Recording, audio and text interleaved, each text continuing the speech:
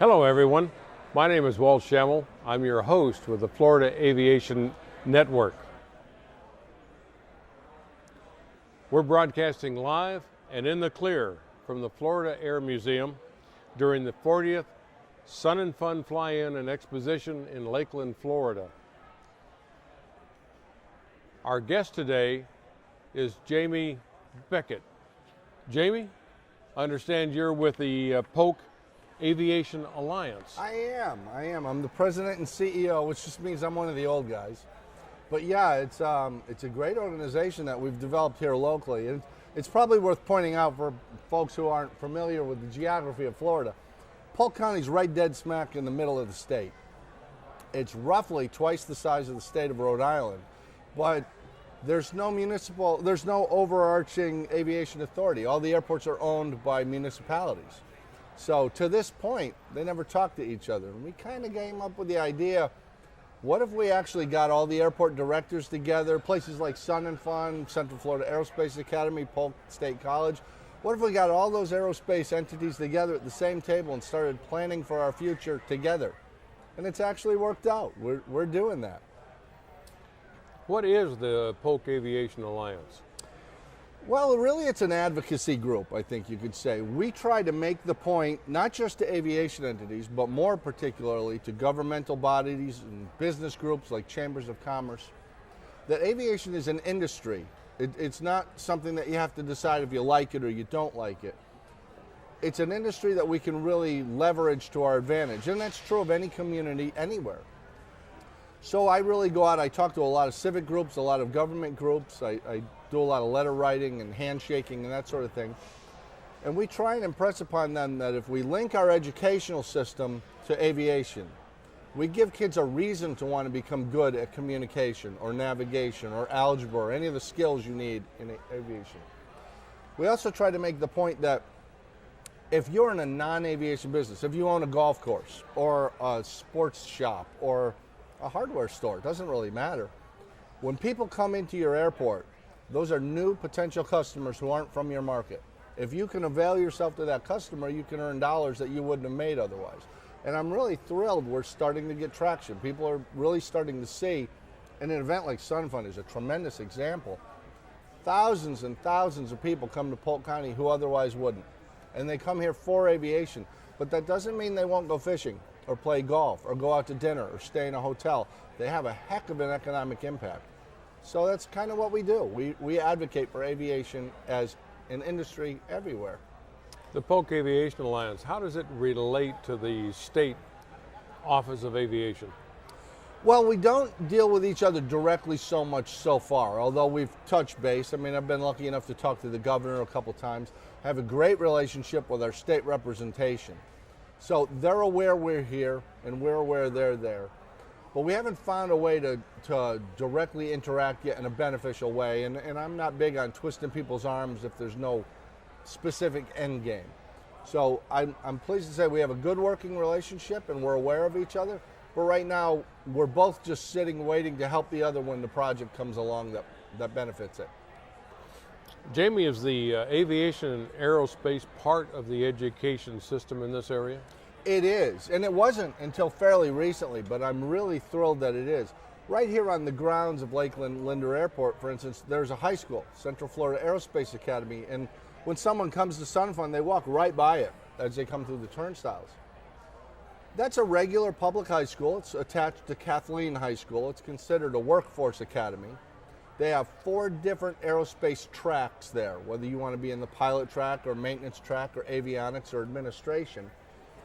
And frankly, a lot of the kids who go there don't intend to make a career out of aviation, but they're in an environment where achievement is the norm. There's a positive peer pressure. And you know, from being a flight instructor and a designated examiner, achievement's the whole point. We don't do a lot of marking time, just punch the clock and fill the seat. And consequently, it's been fantastic. This high school, for instance, has a 100% graduation rate. And as a public school, every kid who has ever entered that high school has graduated. And virtually all of them have gone on to college. That's a real testament to what you can do if you try.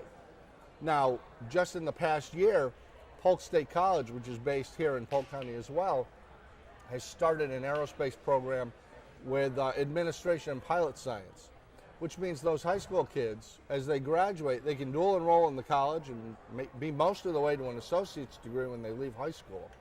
But they can also go into a very affordable flight program at a state college that'll leave them with a 4-year degree and really usher them right into an employment situation. So aviation has been a tremendous tool for us, linking education to the economy so that kids really have benefit. What do you think aviation can help the local economics? You know, that's a really good question, Walt, and it's a tough one because most people don't see it. In October, I was out in California speaking to the California Pilots Association. And as you know, there's some airports in California are at risk. People want to shut them down, Santa Monica being the most noteworthy. And I toured that facility. It's a beautiful facility. I talked to their airport manager. But I was struck as I was there, everybody thought it was a revolutionary idea to connect your educational system to the airport. And I just don't, and the Alliance doesn't. We think that's an obvious connection. And it was a great opportunity to be out west and talking to hundreds of people who are involved in aviation and make that point that we have our kids in school so that they'll be employable, so that they'll have a skill they can use. And we have aviation, which has completely changed the way the world lives. You know, I'm kind of prone to tell the story. My granddad was born in 1898 in what's now Pinellas County, where St. Pete is. He didn't see a car till he was 12. There wasn't a paved road in the state. If you wanted to get from this part of Florida to New York City, it was going to take months. Well, now you can get to Europe in a matter of hours. Aviation made that possible, not just for passengers, but for freight. If your business is depending on a part for a machine, and that part is in Alaska, you can have it tomorrow because of aviation. So the idea of being able to connect education to the airport, so there's an obvious and viable path to employment, that attracts employers. Because if I've got a school producing high quality students, why wouldn't I want my business here where I can go interview those students and say, I'll take your top 5 graduates every year. I want them in my company. And that becomes part of the churning of the economy. It starts building your opportunities. You know, we had talked earlier, and one of the misconceptions is the airport as an entity doesn't make a lot of money. That's not what it's for. It's a gateway to your community. It's a tool you can use to leverage the other opportunities you've got. It's a way in and out, whether that's by airline, which is common in America now, or whether it's by general aviation. And, you know, as most people aren't aware, there are many times more general aviation airports than there are airports that handle transport category aircraft. So really, it doesn't matter where you are. If you're in Kansas or Ohio or New Jersey or Oregon, aviation can really expand and strengthen, diversify your economy if you work it as the tool it truly is.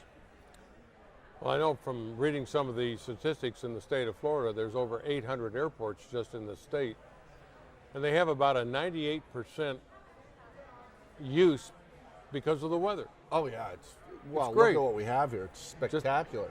Well, I'll give you an example. Except for the fog. Just a small mom and pop operation, Jack Brown Seaplane Base in my hometown, Winter Haven, Florida. It's literally just a small building on stilts out over Lake Jesse. But on the time they've been in business, they've trained more than 17,000 pilots. Now, beyond the pilots, they bring spouses, they bring children, they go on vacation. That has a phenomenal economic impact, and that's just one privately owned facility. And as you said, there's over 800 of them here in Florida. Aviation has tremendous potential. The problem, as I see it, is generally the business community and political entities don't understand it. We're very highly regulated, very specialized skills and education to get us into aviation, and they don't understand it. And because they misunderstand it, they mismanage it. And it's not malice, it's just ignorance.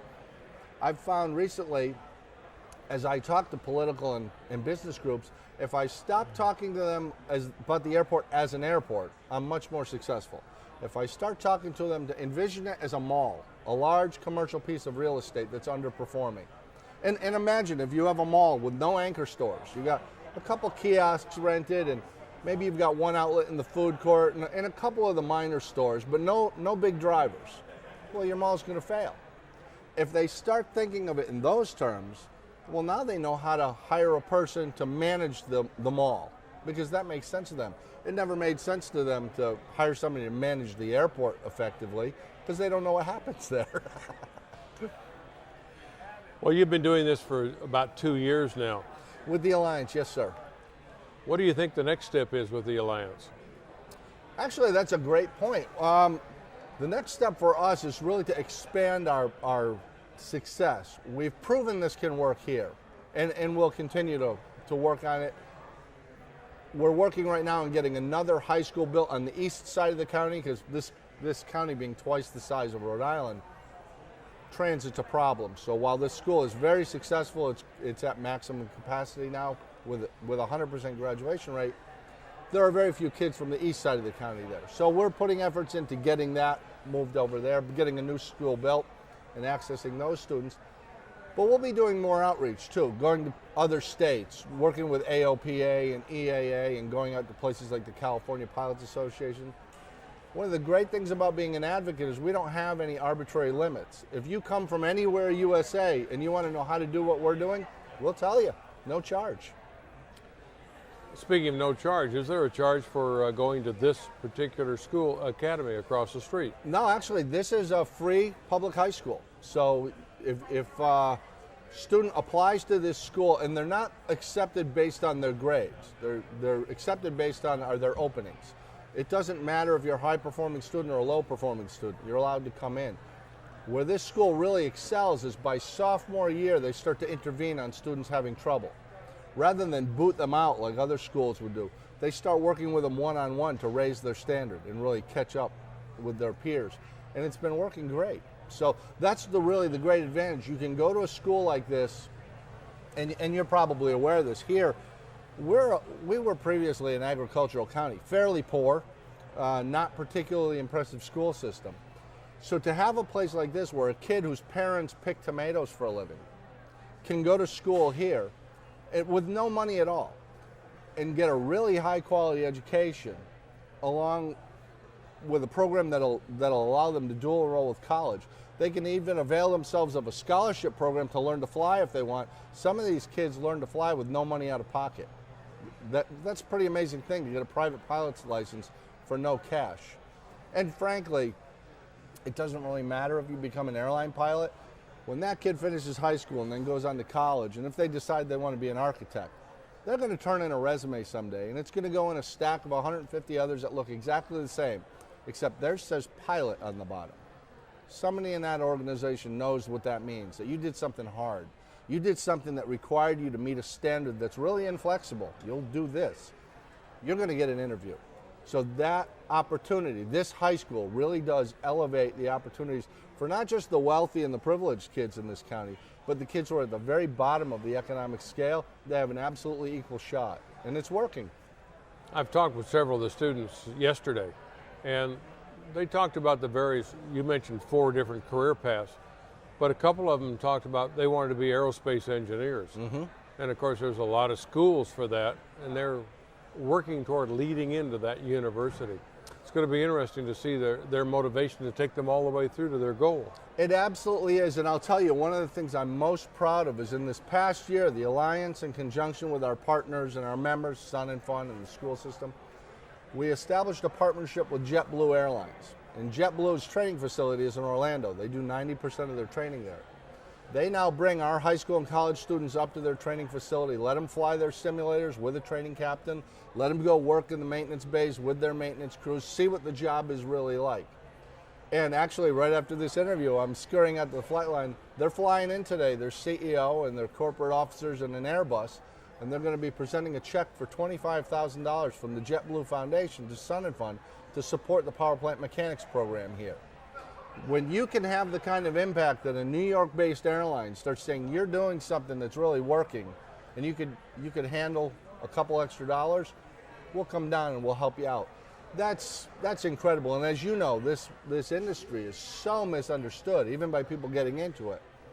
Being 16, 17, 18 years old and being able to walk into a training facility for an airline, right alongside their other crew members, and work right alongside them and see what this job really is like, that's invaluable to a teenager. They truly understand where they could go if they want to, and they have the opportunity to make connections and network and find out about making connections that'll get them that job if that's what they want.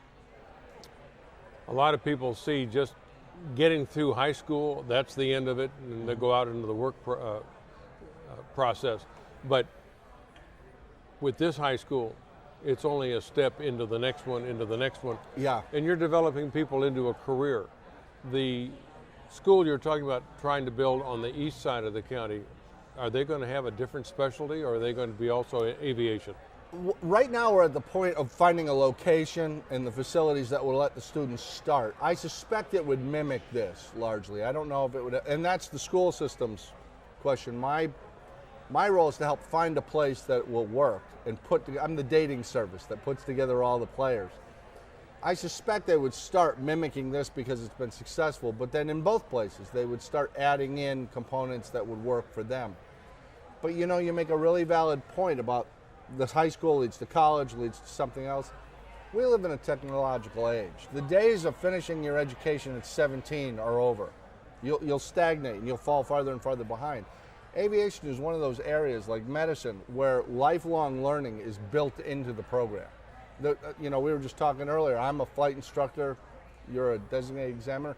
I have to go through continuing education every 24 months to renew my flight instructor certificate. When you can talk to a 15-year-old and explain, that's my lifestyle, that's my job, that's built into what I do, they start thinking it's not a punishment, it's an opportunity. To get that job, I have to do the 6-month recurrent training or the 24-month recurrent training or whatever. And they no longer see it as oppressive. They see it as, yeah, this is opportunity. I get to do this. And frankly, for a generation raised on video games, you throw them in a $14 million simulator, they're pretty happy. Yeah, those simulators cost as much as the airplane. They're amazing, truly amazing. And I've been there when kids who don't want to be pilots, they want to be engineers. They go fly the Airbus sim. And it's incredible, and it really brings me back to early in my flight training experience. I was a flight instructor in Connecticut at one point, not too far from Sikorsky Aircraft. And my flight school had fixed wing and rotor wing. And we had a deal with Sikorsky where their engineers could come out and get 20 hours of training on the company. And they did it because while they didn't want to get the license and fly, they got to see the application of their work in real life. And it changed the way they did their work and their tolerances they built in. So there's real benefit to even somebody who has no intention of flying or being a mechanic, that engineering or that administrative student, getting in the simulator or getting into the maintenance bay and seeing how does this really work. That's an incredible tool. It also teaches you a logical thought process that a lot of the other educational programs don't. Mm-hmm. And with engineering and with aviation, you have to follow, if you will, a checklist, and it's got to be done exactly according to the procedure. I'm a civil engineer and electrical engineer. I've got a PhD, and when I do something, I've got a checklist that I have to go by. Doctors, when they're doing medical studies, they've got that checklist. And it saves your butt. We're teaching the students a logical thought process. Well, and you know, you've probably experienced this yourself, having been in the FBO business and flight instruction. People generally think flying is hard, and flying is not hard. A 10-year-old can fly an airplane. The thought processes, the education that allows you to make good decisions, that's a challenge, and that takes time. But being able to just pull on the stick or move the throttle, that's not particularly difficult. But once people start getting into this process and they start realizing it's the decision-making that makes this safe.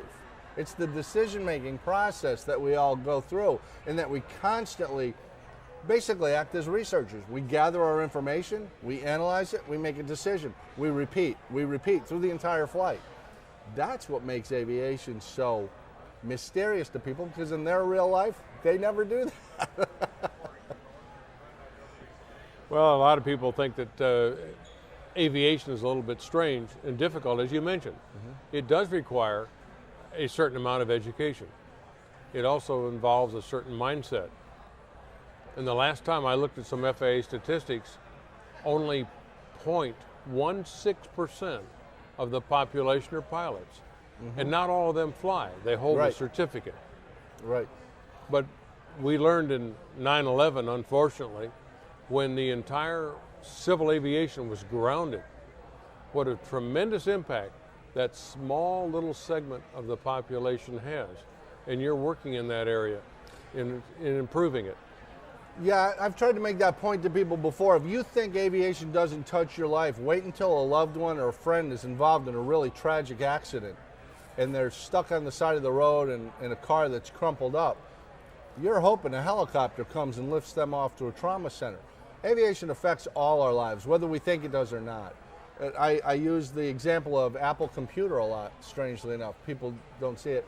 Apple is tremendously successful, has more money than most countries. And they do that because they do a thing called just-in-time manufacturing. Worldwide, they only have 2.5 days inventory on the shelf. They don't have billions and billions of dollars caught up. And they do it because just-in-time manufacturing allows them to build a product in Shenzhen, China, put it on a truck, drive it to Hong Kong, fly to the United States or Europe or wherever it's got to go, and it's there the next day. So while we're filming this on a Wednesday, the products that will be sold next Monday in Orlando and Tampa don't yet exist. Aviation makes it possible for Apple Computer to do the business model they do. So it doesn't matter if you think aviation touches you or not, it does. Well, we heard a lot about the space industry, and it's very, very active here in the state of Florida. And there seems to be a question both at the federal level in Congress and so forth, and here in the state about should we continue to spend any money, should we support it? And most people don't realize that all of our hand power tools, Ziploc bags, there's tremendous effect that we've had from the aerospace industry. You know, I think, Walt, people in our age bracket have a real advantage because we remember 1964, before space was a big thing in our culture. The technology has changed dramatically. Everything, I mean, even our phones, the miniaturization of electronics came through NASA. And really it wasn't the government that did it. They handed out contracts to private providers. Lockheed Martin and United Technologies and Rockwell and Boeing, they all developed new technologies to make these missions possible. It's pretty incredible, but aviation shows more than anything else what humankind can do if they really put their mind and their resources to it. And it's been tremendously successful to the point where today, nothing on Earth is truly inaccessible. You can even get to Antarctica to drop somebody off or pick somebody up if you have to. That wasn't the case just 30 years ago. We've made a lot of inroads. And speaking of inroads, how does the Alliance fit in with the adjacent counties? You know, that's a really interesting question. The thing I get most, and Lights Leanhouse here at Sun and Fun has had the same experience up at AirVenture talking to people, and we explain how we've got these multiple airport directors sitting down with 2 or 3 different tourist-driven entities that are aviation-based, and we work together, and people will shake their head and say, you can't do that. They won't work together. And we say, well, we are working together. The more we get recognition and people realize we really are doing what we say we're doing. Gene Conrad, the airport director here, really does sit down with Cindy Barrow from Bartow and Debbie Murphy from Winter Haven, and they really do plan. As a matter of fact, 2 of them are on our board of directors. The surrounding counties will start to recognize, and we've started talking to them, and they start to recognize that, wait a minute, you're doing something we didn't even think was possible. Not only is it possible, it can be successful. Let's start doing that. And where I'm hoping we go ultimately, Walt, is what you're talking about. Aerospace has given tremendous benefits to the world through technology, through shrinking space that we can get where we need to get in a timely fashion. It's made international commerce much, much easier and efficient. I'd like to get us to where we really embrace that more. And frankly, because we see the former Soviet states, China, India becoming much more capitalist, much more affluent. Aviation is going to grow dramatically in the world, whether we believe it or not. It is growing dramatically. We've been a leader in this for over 100 years. We're going to have to make an effort to maintain that leadership role, and we can, but we really have to embrace it. We have to start looking at the successful models around us that are working and get in with those. Are you planning on, in the near future, being able to expand the high school here? You said it was already maxed out as far as number of students. Right, and that's why we've started looking at moving one to the east side of the county. The option is we either build another wing on this school here, which is a possibility, or we accept that there's a market for this. This school has hit capacity in a relatively short time. Build one on the east side. We have 2 airports on the east side, Bartow and Winter Haven. Either one could accommodate a high school. So we're looking at the opportunities to put it in either of those places, talking to the city commissions in both of those cities, really starting to get things lined up. But the important thing to me is not where it is, it's that we've shown success through this school. Not just from the institutional level. The students themselves are benefiting. They're graduating. They're going on to college. They're more employable. That's really what an education system is about. It's not about satisfying the administrators or the union or the groundskeepers. It's what effect are you having on the students. When you see success like that, you really need to run with it. So what I suspect we will be successful in moving one to the east side of the county, because with this one already at capacity and knowing there's very few students coming from the east side, it wouldn't make much sense to leave a group of students unserved when you know they want to be a part of things. Lakeland's right on the county line. Yeah, it's right. And Hillsboro's right next to us with Tampa. Mm-hmm. Do you have any relationship with the Tampa area? Through the foreign trade zone. It's not an official relationship with the alliance, but yeah, there's increasingly connections between the Tampa and Polk County area, and it comes from a weird place, water, really. Water is where our relationship starts because we're on the high ground in the center of the state. It's called the Ridge. All water that goes to Tampa, all the rainwater, starts here and flows downhill, all the rivers and creeks and everything. That began the relationship between the counties where we really have to work together. And once you start working together on that, you start working together on other things. And yeah, aviation, because of the nature of it, it becomes increasingly advantageous to start talking to each other, because as we have more and more flight training here with our high school and college programs and the flight schools on the various fields, you have to be able to work seamlessly with the international airports at Orlando and Tampa. You know, if you look at a sectional chart for this area, the Class Bravo airspace for Orlando and Tampa just about touches right over us. So we have a tremendous opportunity here, but you've got to work together with your partners so our traffic doesn't adversely affect them, vice versa. And we know what each other is doing because we can, frankly, benefit each other economically. You mentioned Brown Seaplane Base. I love that place.